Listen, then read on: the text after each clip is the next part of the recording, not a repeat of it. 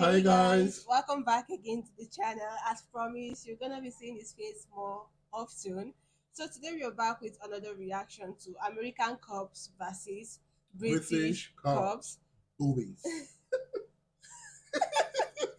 Sorry, that was Sorry nice. about that. Gosh, you got me all away with that reaction. If I'm meeting you on the channel, welcome to the channel.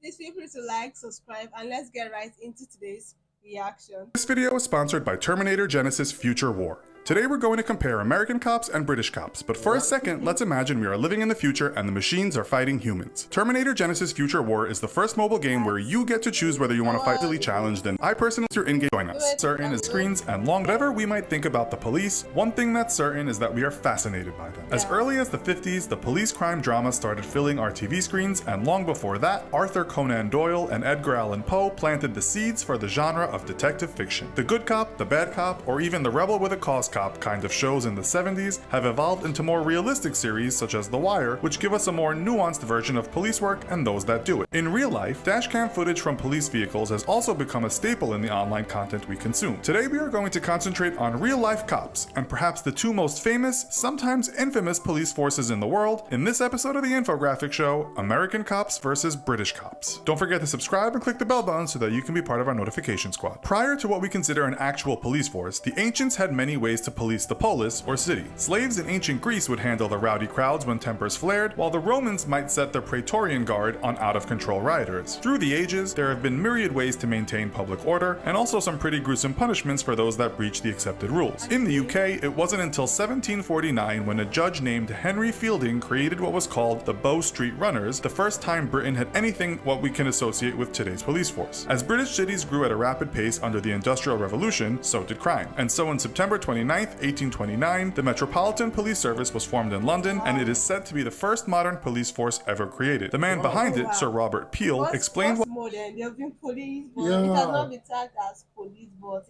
there have been people actually maintaining peace and riots in some, we actually as the citizen actually look up to those people as people that settle The peacekeepers. yeah, but not tagged as police. Wow. Which means England. why England needed cops. I want to teach people that liberty does not consist in having your house robbed by organized gangs of thieves and in leaving the principal streets of London in the nightly possession of drunken women and vagabonds. Why were they nicknamed Bobbies? Well, after their founder, Robert. As you know, the USA was noted for its Wild West outlaws. One of those was Billy the Kid, who was shot by Sheriff Pat Garrett in 1881. Like Britain, America had ways to control crime, but for a long time there was no formal police force, and so the job of keeping folks in line often went to private contractors such as the Pinkerton National Detective Agency. Systems including night watchmen and even what some called goons for hire weren't workable as the USA grew in population. It's thought that the first American formal police force was created in Boston in 1838, New York City followed in 1845, and by the 1880s just about all American cities had an organized police force. Now that we know something about the history of these two countries' police forces, let's look at the present day. The number of police officers in just England and Wales has decreased significantly in the last decade, which has become a major political issue in the UK. The number in 2016 of officers in the force was 124,066, down from 143,769 7 years before that. The number of full-time officers working in Scotland in 2016 was 17,242, and the number in Northern Ireland was 6,773. That's a total of 148,081 police officers working all over the United Kingdom. The population of the UK is 65.64 million, so roughly there is one police officer for every 448 people. Much of the British media and the public are saying that is not enough, especially as the crime rate rise in the UK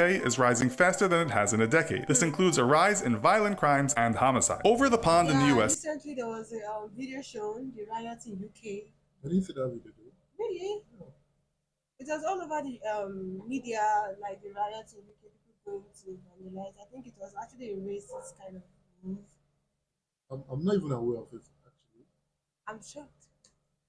The USA, crime rates are much higher, and as some police departments are looking more like military units, the role of police in society has met with some controversy. Finding the actual number of sworn police officers working in the USA in 2016 isn't that easy. This is because figures given by the US Bureau of Justice Statistics haven't been updated in a few years. The total number of police agencies in the US is around 18,000, but that includes all branches of police. If we take just local police departments, that number is more like 15,500, according to PolitiFact. The old data that is often cited says that in 2008 there there were 765,000 officers that had the power to make an arrest. The U.S. Department of Justice gives the number of 750,340 for 2012. According to the National Law Enforcement Officers Memorial Fund, that number has shot up and is presently about 900,000. The U.S. population is 323.1 million, so that means that roughly there is... Sorry, for the case of UK, the police officer number is actually decreasing. Very decreasing. But in US, it's actually still going increasing. Although the population in UK is about 65 million, while the population in US is about 323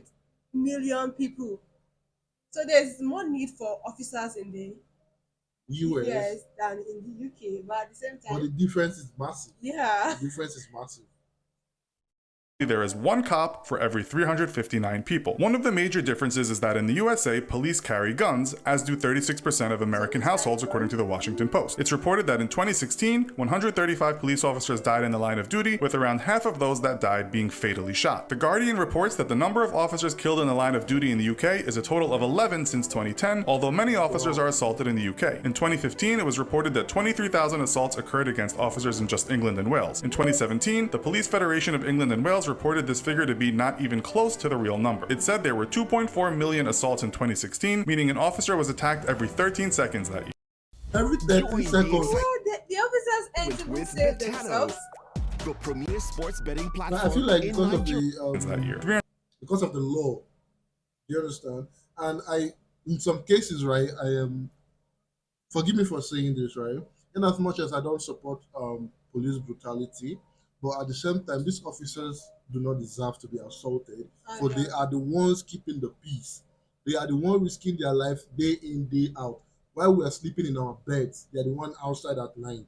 Now, there are some officers that are lazy, but we're not going to use the bad ones to actually categorize the good ones. Because I know good police office work when I see one, and I have friends that are in the force. So there are bad ones, no denying that. But assaulting at least every police in 13 seconds. Come on, guys, can do better than that. Yeah. 300,000 of them involved attacks with deadly weapons. The report said the average police officer is assaulted 19 times a year. On the other hand, in the USA in 2016, police officers killed a total of 1,093 people. According to Inquest.org, in the UK in 2016, a total of 5 people were shot and killed by police. The total number of people shot and killed in the UK since 1990. Now, this is where I am talking about. In as much as I will defend the police, at the same time, I will also rebuke some of their actions. In the fact that there was this case actually that happened in the US recently about a woman that called for help in her home, and then she ended up getting shot. Now, I don't know how the sensitivity of the case is, but this is what I have to say about it is this, right? Not every case justifies a shootout. For me, especially because I feel like in that case, to be frank and honest, in that case, what I felt that happened there was actually pure racism. Because if it was a white person in that home, I feel like the case would have actually been de-escalated, right? So what am I trying to say is, in as much as we have the good cop, we have the bad ones. And the police should help us in eliminating those ones that have racial discrimination, that have poor judgment, especially that have history of violence. In that way, we could actually have a more united and peaceful police force. True. 1990 is 67. We should add here that regular cops in the UK don't carry guns, but armed police can be called when it's thought guns are needed. Police in Northern Ireland are different, routinely carrying firearms. According to the newspaper The Mirror, in 2016 there were 1,863,524 legally owned guns in Wales and England, most of which were shotguns. It's thought there are another 277,000 guns in Scotland and a further 150,000 legally owned guns in Northern Ireland. The same newspaper said there were another 2 million illegally owned guns on the UK streets, which has raised the question. Sorry, but if a civilian, the citizen will have themselves this kind of animation to defend themselves, I feel like the police force should have equal. Yeah. Okay. Let's get this right. The police should be able to defend themselves, and I love the fact that there are people that own animation legally, because some people need to be able to defend themselves. Let me use this our country as an example, right? Most of us citizens want to be able to defend ourselves, especially against kidnappers, against bandits, and every soul kinds and everything. Now we don't have that privilege. Yeah. We're just at the mercy of whoever attacks us. In that case, now I support having something to defend yourself, but then again, so many people use it for the wrong purpose. That is what I condemn.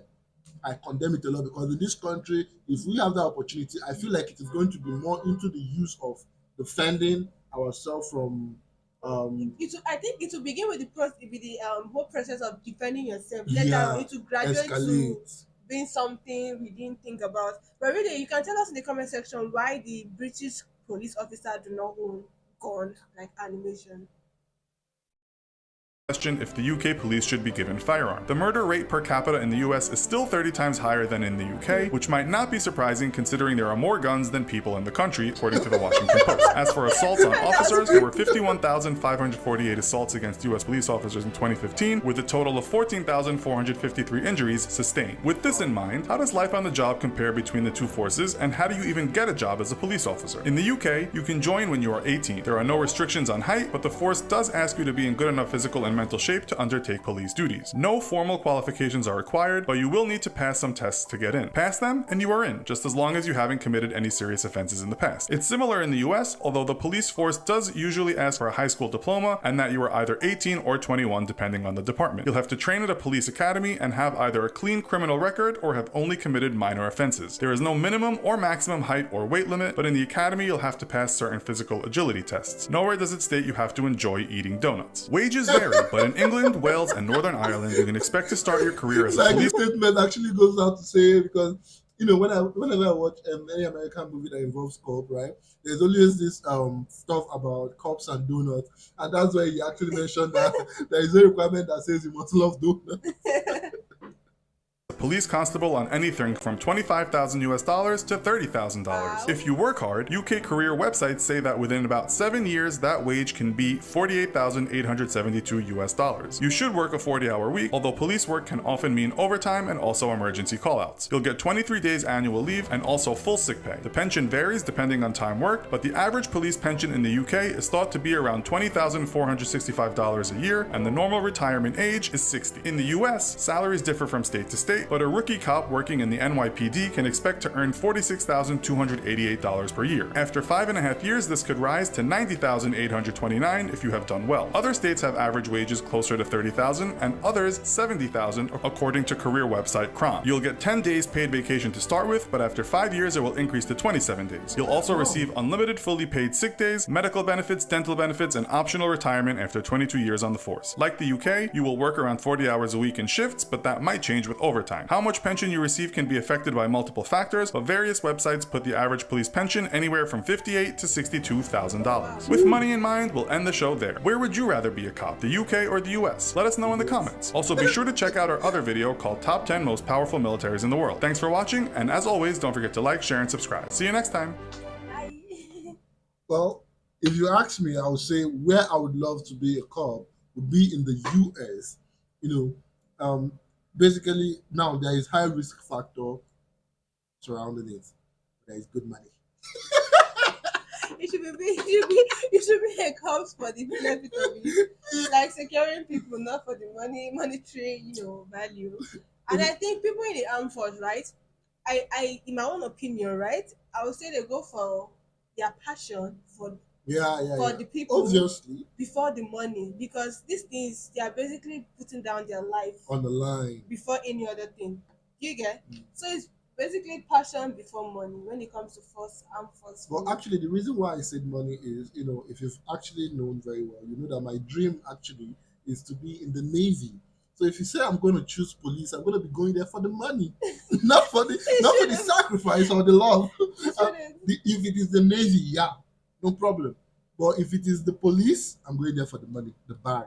But regardless, the police and they're actually doing a good job. Yeah. In every country and society.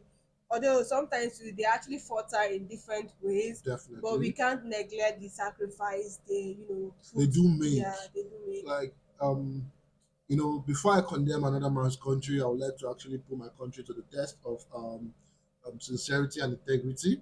So one thing I can say is in as much as we have a lot of corrupted cops but I've seen good ones. I've seen good ones. I'm not going to deny it. I've been saved from a lot of mess from good police. I have been given good guidance from good police. So, in as much as I condemn the bad ones, I will also praise the Yeah, what for sure. the We good give ones. accurate Yeah, feedback. do you understand? There was a day I actually went out and my freedom of speech was nearly trampled upon. It was still someone in the force that actually rescued me and talked and emphasized that I have the freedom to do these certain things. You understand? So in as much as we condemn the bad ones, we condemn the good ones. The only thing we're asking the government of every nation to do is to do proper check, mental to check. always filter Yeah, the chaff to from the know wheat. those that are good. I know that some people can pretend, but at least if there is a lot of scrutiny around it, then this thing might reduce. You understand? So that is all I have to say. I love the police because they do a wonderful job, but the bad ones, please repent from your ways. And the police are more closer to citizens. To the citizens, than any exactly. other. You know, if a citizen has a problem, the first place they go to is not the government. Yeah. They go to the cops. They go to the cops. So thank you guys so much for watching. Let us know what you think about this video down below. First time looking into the US Cups and the UK Cups, and to be honest, both together are amazing. And do best to like, share this video to people you think might find it interesting, just as you did.